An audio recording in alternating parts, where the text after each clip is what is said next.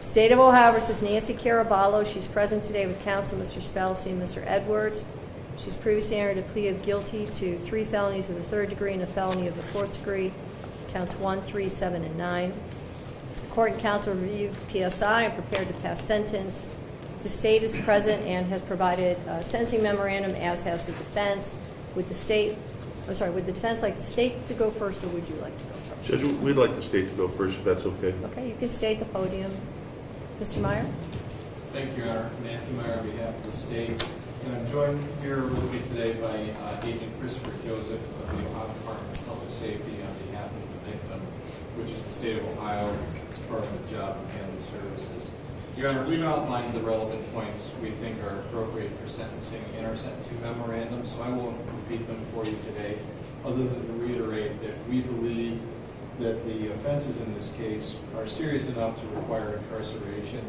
At a basic level, what the defendant did was to take food stamp benefits, food that was meant for children who were in need, one of whom was found murdered and buried in Ms. Rodriguez's backyard. And due to the seriousness of that conduct, which was prolonged, ongoing, and systematic, the state submits that it meets the criteria for incarceration. If ever there was a case deserving of imprisonment, it is this one. Thank you, Your Honor. Mr. Spelcy? Judge, thank you. First of all, Judge, we did have the opportunity to review the pre-sentence report and the court supervised release report, Judge. We find those to be thorough and accurate, Your Honor. And Judge, obviously, Ms. Caraballo stands before you having acknowledged her guilt, her criminal conduct, if you will, Your Honor. I can tell you that her remorse is genuine. Judge, initially when she was confronted, they confronted her at her home in her living room. It was, I believe, this agent along with Agent Habib, maybe, and several others. And Judge, her initial reaction was a denial, and that quickly vanished in a matter of minutes. I believe her cooperation began that day, and obviously the concern was another matter. The major concern was of the case of the missing child at that point in time. And she cooperated fully, Judge. She's continued to cooperate. Her plea acknowledged that she would continue to cooperate in spite of whatever you do to her here today.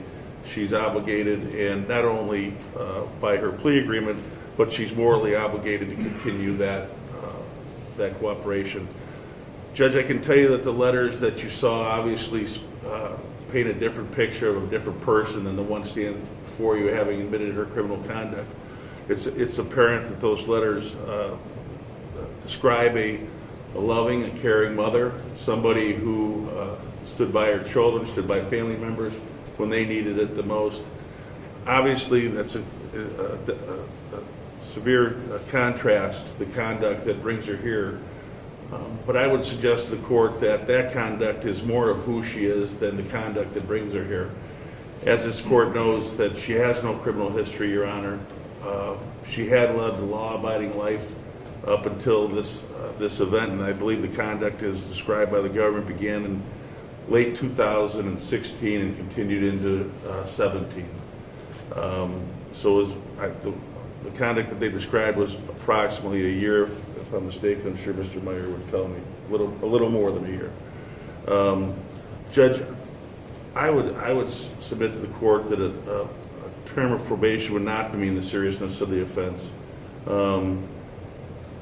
I would suggest that her prior conduct, her prior non-criminal record, her characters described in those letters is sufficient in her responsibility that she demonstrated to the court while she was on court supervised release that she is amenable to following probation.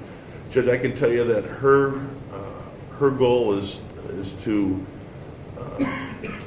pay back, if you will, the people that she disappointed, those being the children that live there, the person that she served, Catholic Charities, and her own family for that matter.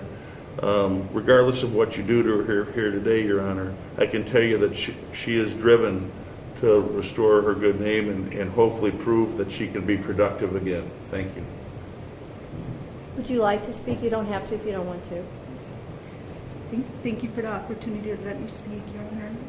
Your Honor, I'm so deeply sorry for what I have done. There's not a day that goes by that I don't have remorse for what I have done. Every day I wake up, if I could take this back, I would. I never meant to take anything away from these children. I'm so sorry to Catholic Charities for what I've done, to my family, my kids, every day.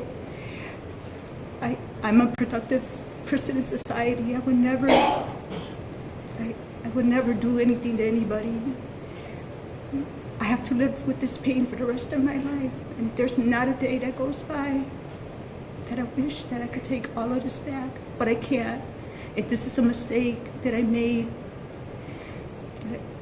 I'm just so sorry, and I would do whatever it takes to just be back in society. I mean, it's something that I would never in my life do again. Why did you do this?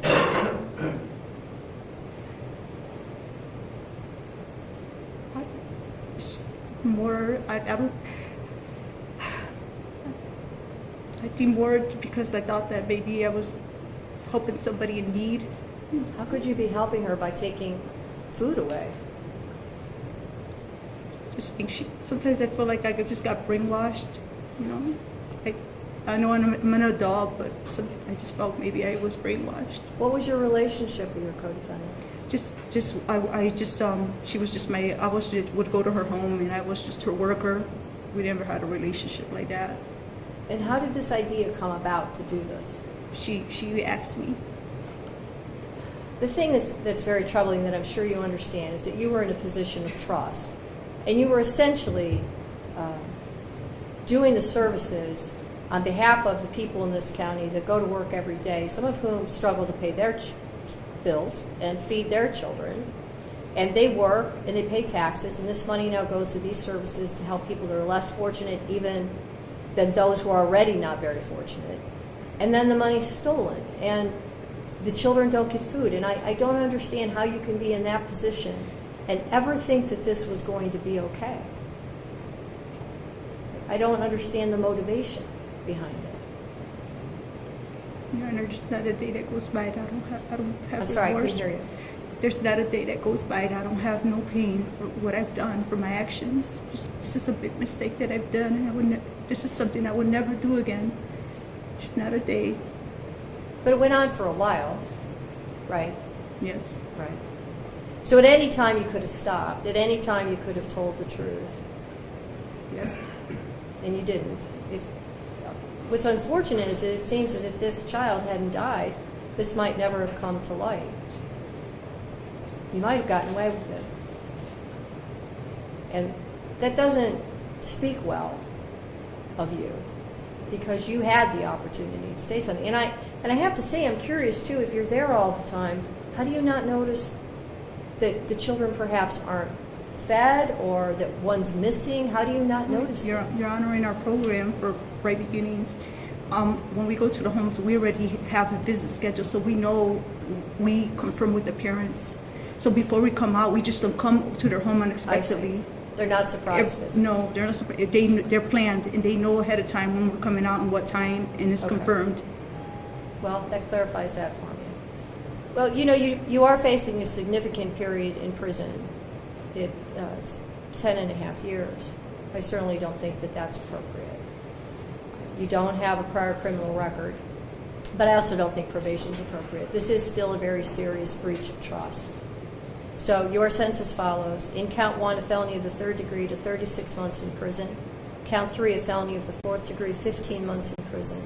Count 7, a felony of the 3rd degree, 36 months in prison. Count 9, felony of 3rd degree, 36 months in prison. All counts to be served concurrent to each other for a total sentence of 36 months. You will receive full credit for any time served. The court waives your fines, fees, and costs due to the remand. There is a restitution request, joint and several, between you and your co-defendant. Your portion is $5,029 payable to Ohio Jobs and Family Services. You will be placed on post-release control for up to 3 years. If you violate the conditions of post-release control, the parole board must impose an additional prison term for up to 1/2 of any prison term that I've imposed. This is a discretionary period of post-release control, and that decision will be made alone by ODRC. Are there any questions from the state? No, Your Honor. Thank you. Any questions from the defense? No, Your Honor. Good luck, Ms. Caraballo. Okay. Thank you. Thank you, Judge.